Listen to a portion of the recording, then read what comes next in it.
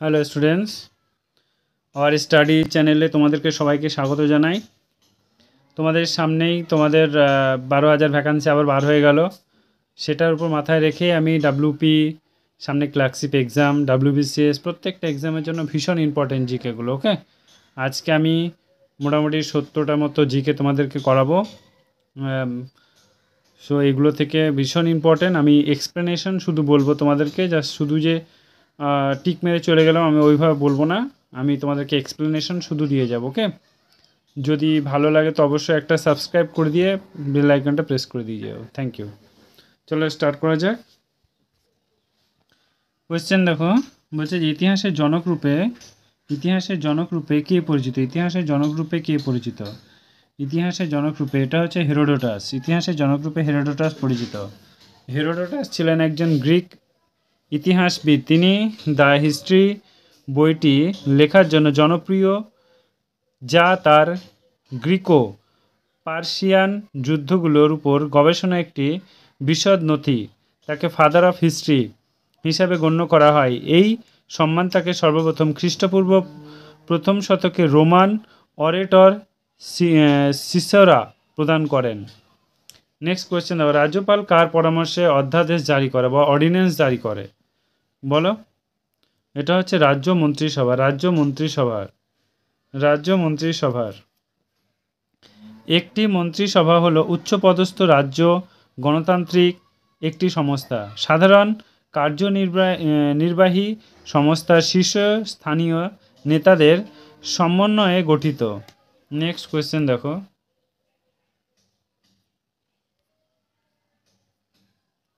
বলছে পশ্চিমবঙ্গের ত্রিস্তরীয় পঞ্চায়েত ব্যবস্থার কোন খ্রিস্টাব্দে, কত খ্রিস্টাব্দে তোমার পঞ্চায়েত আইনের মাধ্যমে, বলছে পশ্চিমবঙ্গে ত্রিস্তরীয় পঞ্চায়েত ব্যবস্থা প্রতিষ্ঠান হয় কত খ্রিস্টাব্দে? ত্রিস্তরীয় পঞ্চায়েত প্রতিষ্ঠিত হয় কত খ্রিস্টাব্দে বলো? এটা হচ্ছে তোমাদের 1973 খ্রিস্টাব্দে। নেক্সট কোয়েশ্চেন, কত খ্রিস্টাব্দে সিরাজ কলকাতা আক্রমণ করে বলো? এটা হচ্ছে তোমার 1756 সালে। বলছে যে 1700 সিরাজ বাংলা উড়িষ্যা শেষ স্বাধীন নবাব। বাংলা ইতিহাসে একটি প্রতিমূর্তি পলাশির যুদ্ধ, তার পরাজয় এবং মৃত্যুর পর ভারতবর্ষে 190 বছর ইংরেজি শাসনের সূচনা হয়। সিরাজদৌল্লা তার নানা নবাব আলিবুদ্দি খানের কাছ থেকে 23 বছর বয়সে 1756 সালে বাংলা নবাবের ক্ষমতা অর্জন করেন। নেক্সট কোয়েশ্চেন দেখো, দেওয়ানি লাভের সময় বাংলার নবাব কে ছিলেন? এটা হচ্ছে মীর জাফর। দেওয়ানি লাভের সময় বাংলা নবাব কে ছিলেন? এটা হচ্ছে মীর জাফর। পুরো নাম সৈয়দ মীর জাফর আলী খান। ইংরেজ প্রভাবিত বাংলার একজন নবাব। তার শাসন আমলে ভারতে কোম্পানির শাসন প্রতিষ্ঠা শুরু এবং সমগ্র উপমহাদেশে ব্রিটিশ সাম্রাজ্য বিস্তারের ইতিহাসে একটি গুরুত্বপূর্ণ ধাপ।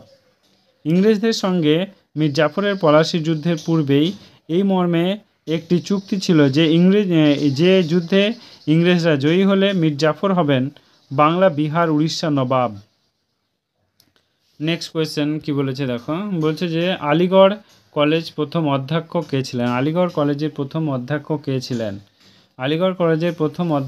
ছিলেন? 31, এটা হচ্ছে বলো Theodore Beck. 4 July 1859, Stoke Newington, September 1899, Simla. ভারতে ব্রিটিশ রাজ্যের হয়ে কাজ করা একজন কোয়েকার এবং ব্রিটিশ শিক্ষাবিদ ছিলেন। 1893 সালে থেকে 1899 সালে মৃত্যুর আগ পর্যন্ত তিনি মোহামেডান অ্যাংলো ওরিয়েন্টাল কলেজের অধ্যক্ষ ছিলেন, যা পরে 1927 সালে আলিগড় মুসলিম বিশ্ববিদ্যালয়ে পরিণত হয়। নেক্সট কোয়েশ্চেন দেখো, যে কত খ্রিস্টাব্দে চম্পারণ সত্যাগ্রহ সূচিত হয়? এটা হচ্ছে 1917 খ্রিস্টাব্দে। 1917 সালে চম্পারণ সত্যাগ্রহ ছিল ভারতবর্ষে গান্ধীর নেতৃত্বে প্রথম সত্যাগ্রহ আন্দোলন এবং ভারতের স্বাধীনতা আন্দোলনের ঐতিহাসিকভাবে গুরুত্বপূর্ণ বিদ্রোহ হিসাবে বিবেচিত হয়। এটি ছিল কৃষকের বিদ্রোহ, যা ব্রিটিশ ঔপনিবেশিক আমলে ভারতের বিহারের চম্পারণ জেলায় সংগঠিত হয়েছিল। কৃষকরা এর জন্য কোনো পেমেন্ট না দিলে নীল চাষির বিরুদ্ধে প্রতিবাদ করেছিলেন। নেক্সট কোয়েশ্চেন, আর্যরা কোথায় প্রথম বসতি স্থাপন করে? আর্যরা প্রথম কোথায় বসতি স্থাপন করেন? বলো কি হবে? আর্যরা প্রথম কোথায় বসতি স্থাপন করেন? এটা হচ্ছে পাঞ্জাবে প্রথম ওরা বসতি স্থাপন করেন। আর্যরা এদের সর্বপ্রথম বসতি স্থাপন করে পাঞ্জাবে, অর্থাৎ সপ্ত সিন্ধু অঞ্চলে। পাঞ্জাবে 5টি নদী, সিন্ধু ও সরস্বতী। নেক্সট কোয়েশ্চেন হচ্ছে মালবিকা গিমিত্রম গ্রন্থটি কার লেখা? ভীষণ ইম্পর্টেন্ট। এটা হচ্ছে তোমার কালিদাসের লেখা। কালিদাসের আরও বই আছে যেগুলো তোমার শুঙ্গ বংশীয় রাজা, তার পুষ্যমিত্র শুঙ্গের পুত্র, এদের শাসনকালে তিনি ছিলেন। ঠিক আছে, নেক্সট কোয়েশ্চেন দেখো, ভারতের পরিকল্পনাবিদগণ চুইয়ে পড়া তথ্যের মাধ্যমে কি বোঝাতে চেয়েছেন? ভারতের পরিকল্পনাবিদগণ চুইয়ে পড়া তথ্যের মাধ্যমে কি বোঝাতে চেয়েছেন? এটা হচ্ছে অর্থনৈতিক বৃদ্ধির সাথে সাথে ধীরে ধীরে দারিদ্র্য নিরসিত হবে। নেক্সট কোয়েশ্চেন, রীতির অনুযায়ী ভারতের প্রতি বছর কোন তারিখে বাজেট পেশ করা হয়? এটা হচ্ছে 28শে ফেব্রুয়ারি। ভারতে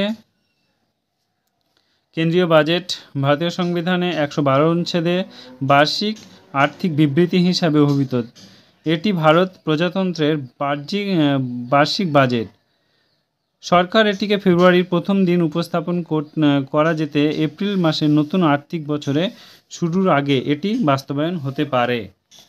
নেক্সট কোয়েশ্চেন দেখো, যে কনিষ্ক সাম্রাজ্যের দুটি রাজধানীর মধ্যে একটি ছিল পুরুষপুর, অপরটি কী ছিল? কনিষ্কের সাম্রাজ্যের দুটি রাজধানীর মধ্যে একটি ছিল পুরুষপুর, অপরটি কী ছিল? এটা হচ্ছে তোমার মথুরা উত্তর ভারতের একটি রাজ্য, উত্তর ভারতের শহর। এই শহর আগ্রা থেকে কম বেশি 50 কিমি উত্তর এবং দিল্লি থেকে 145 কিমি দক্ষিণ পশ্চিমে অবস্থিত। এই শহর হিন্দুরা যে 60টি শহরকে পবিত্র মনে করে তার অন্যতম। নেক্সট কোয়েশ্চেন দেখো 38, কাদের সময়কালে খাজুরাহ মথুন ভাস্কর্য রচিত করে? এটা হচ্ছে চান্দেল। ভীষণ ইম্পর্টেন্ট, WBCS মেন্সে এসেছিল। চান্দেল নামটি আসলে চামডিল শব্দ থেকে এসেছে। আনাল ভাষায় এই শব্দের অর্থ হলো চাম, সরল ও ডিম বা প্যাডামা। নেক্সট কোয়েশ্চেন, দিল্লির কোন সুলতান সাম্রাজ্য সিজদা ব্যবস্থা প্রচলন করেন? এটা হচ্ছে গিয়াসউদ্দিন বলবান।